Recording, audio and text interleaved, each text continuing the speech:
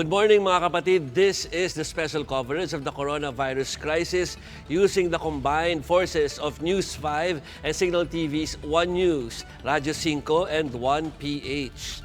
DICT Undersecretary Eliseo Rio warns that with many Filipinos staying at home because of the enhanced quarantine, this could put a strain on the country's telco infrastructure.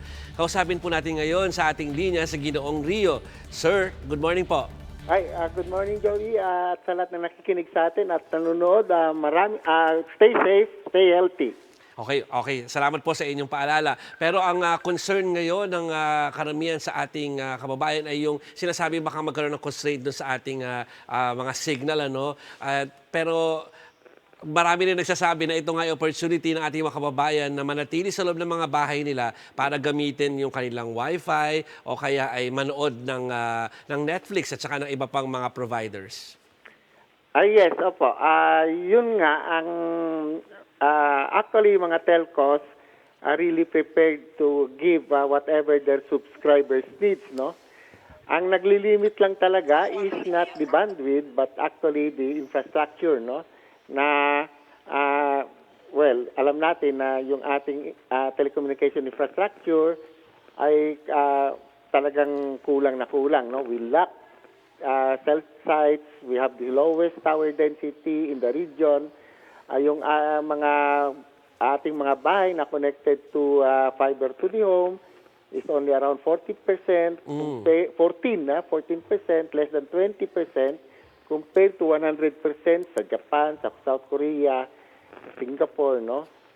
Mataas din ang percentage sa Malaysia, no? Tayo ang isa sa mga pinakamababa.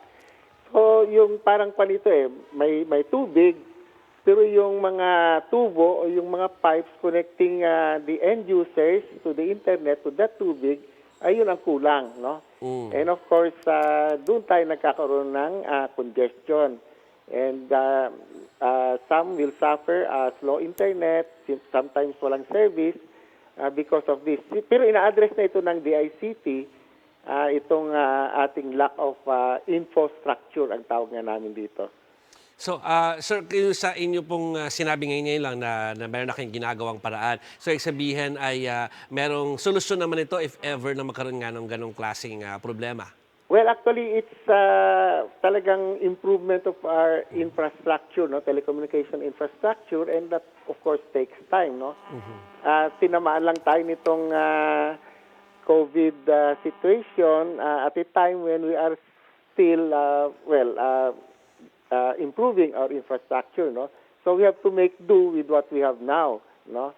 Ang panito is ang kinakuha ng department is to make sure na lahat ng mission critical na communication ay dapat hindi mahadlangan. It will have it will push through, no? Yes. Kasi ang ating communication highway is like yung road natin, no? Pwede tayo magawa ng lane for mga ambulansya, yung mga emergency vehicles, no?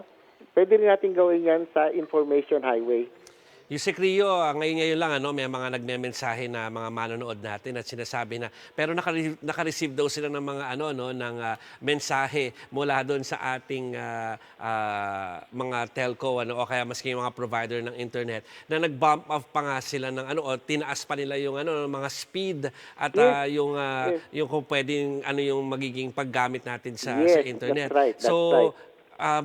Magiging problema ba to along the way? No, actually, yung bandwidth, no, sabi ko, yung tubig na kailangan na ma-access ng tao, no, the content, internet accessibility, walang problema na nandun lahat yun. Ang problema natin yung mga tubo na nagdadala nitong connectivity, nitong content sa mga end users, no. For example, we have the lowest tower density sa region, no? Kaya congested yung mga cell site natin. At halos lahat tayo ay walang connect yung talagang fixed wired na fiber to the home. Kasi kung lahat tayo ay mayroong ganyan, talagang walang problema ng internet natin access kung nasa bahay tayo, no, or sa na fixed place. 100% nga sa Japan, 100% sa Korea. Lahat ng bahay doon ay may fiber to the home. Dito sa atin ay less than 20% lang. Yung ating mga cell sites, no, na halos tayo lahat doon ay kumukuha ng ating internet connectivity sa mga LTE ng mga cell sites, ay talagang tayo ang pinaka-lowest tower density sa region, no? So mga 6,000 na subscribers ang nagkukumpul sa isang cell site, no? So talagang ang problema talaga is infrastructure. Unfortunately, tinamaan tayo nito na hindi pa gaano tumataas yung ating ang ating pag-roll out, no, ng infrastruktura.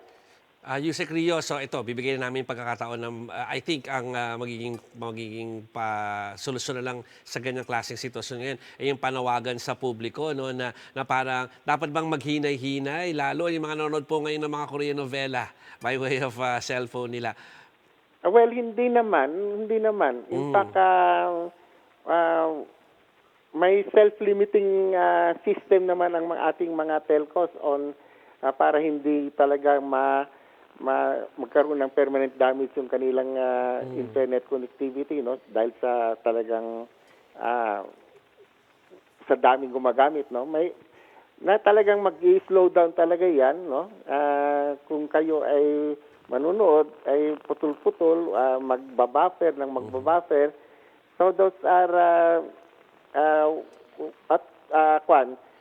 ang kwan lang namin sa department is we are giving lahat ng mission critical communication. Mayroon kaming information lane or highway para dyan, no? So yung kwan nga sa publiko is of course there will be instances na yung ating services, no, internet access services ay magkakaroon ng slowdown because sa dami nating gumagamit ngayon at our home, no. So this can only be improved by having more connectivity infrastructure talaga. Yeah. So okay, ulitin ko, Undersecretary Rio, no, para sa mga mamamayan natin na nanonood ngayon. Huwag kayong magpanic kung magkakaroon ng slowdown because it's a self-limiting mechanism, sabi nga po ng ating Yusek Rio, no. So huwag naman kayo agad tatawag para magreklamo. Siguro more of alam natin na ito na yung sitwasyon, so dapat ay tanggapin natin yon. Hindi po ba, Secretary Rio? Yes, sa ngayon, ito yung sitwasyon natin, but the department is of course doing its best to improve it, no. It will take time to improve our infrastructure. Actually, kung matandaan nyo, we already have this about 3 years ago. Kung tandaan nyo, kami ang nag-advocate ng telecommuting, kaya isang batas na ngayon yan, yung work at home. This was actually to address yung traffic sa EDSA, no? Kung tandaan nyo, mayroong discussion noon to give emergency power to the President in solving the traffic problem. Yun ang aming ICT solutions, no? Work at home, study at home, dahil itong dalawang ang cause ng traffic. Ngayon, more or less, nakatulong, no? Nakatulong itong aming advocacy sa nangyayari ngayon. Yes, believe it or not, Yusek Rio, maski sa media, nakatulong yan, yung work from home nyo na ginawa, ano? Lalo't baka dumating ang panahon na kailangan na mag-broadcast from anywhere else, ano, na hindi dito sa studio. That is possible. Connectivity lang talaga problema natin, no? Yeah. Okay, so makiki-update na lang kami sa inyo, Yusek Rio, sa mga susunod na pagkakataon, no? Maraming pong salamat. Thank you very much for inviting me, and stay healthy, stay safe. Thank you po, thank you po. Muli po, mga kapatid, nakausap natin si DICT Undersecretary Eliseo Rio. Meanwhile, several LGUs are scrambling to roll out their own measures in a bid to curb the spread of the virus. Bulacan is now on lockdown after recording 6 cases of the SARS-like disease. One of the patients died yesterday, while the others remain confined in hospitals. Davao also closed off its borders starting 1 a.m. today with the suspension of non-essential land, sea, and air travel in and out of the region. Authorities say the suspension could last for at least 7 days, depending on the recommendation of the infectious disease specialist consultants. A Filipino worker in Macau tests positive for the coronavirus. He is the 15th person to have contracted the disease in the Chinese Special Administrative Region. The 31-year-old OFW works at a restaurant inside a casino. The worker returned to Macau just this week after spending more than a month here in the Philippines. He went to the hospital complaining of toothache, fever, and a rash. Macau health workers confirmed that he tested positive for the virus on Wednesday. He's currently in isolation at Conde S. Juanario Hospital. As the country struggles to contain the COVID-19 pandemic, President Rodrigo Duterte has declared a unilateral ceasefire with the Communist Party of the Philippines. Duterte ordered the DND, DILG, together with the military and the police to cease and desist from carrying out offensive operations against the CPP and its armed wing, the New People's Army. The ceasefire is effective starting today so that the government can focus its efforts to combating COVID-19.